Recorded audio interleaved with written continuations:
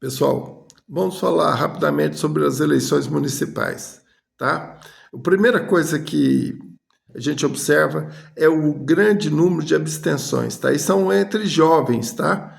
Vários deles não votaram na última eleição e não regularizaram o título.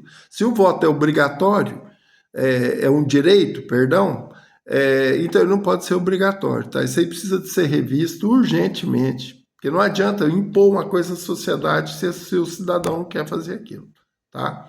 A segunda questão, os maiores derrotados na eleição, sem dúvida nenhuma, são o PT e o bolsonarismo. É o Lula e o Bolsonaro. O povo cansou, tá?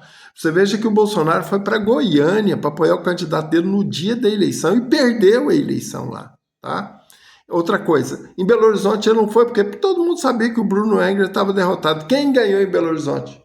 Não foi o Lula que ganhou em Belo Horizonte, não, foi o PSD, tá? Você veja, é sintomático a questão igual lá em São Paulo. Por que o Bolsonaro não foi? Porque lá foi uma vitória do Tarcísio. Lá em Curitiba ficou contra a Cristina Grêmio, que é uma pessoa que apoiou o Bolsonaro o tempo inteiro, tá? Agora, o que a gente vê é o seguinte, a não ida do Tarcísio para o PL, ele declarou isso depois da eleição, é sintomática. O grande ganhador da eleição é o PSD, é a centro-direita. São partidos como o PP, como União Brasil, eles é que vão assumir o cenário das próximas eleições no Brasil.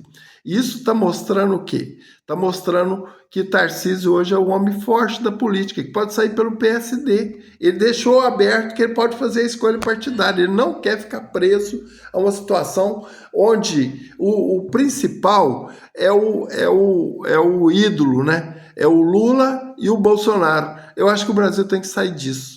Sair da personalização na política, isso é muito ruim. Nós temos que caminhar para ideias. O Brasil precisa de avançar, de evoluir, de crescer, de ser forte. Isso é que é importante, tá? Então, por isso, eu acho que a futura eleição no Brasil, ela passa pelo Tarcísio e pelo Caiado. Isso é sintomático.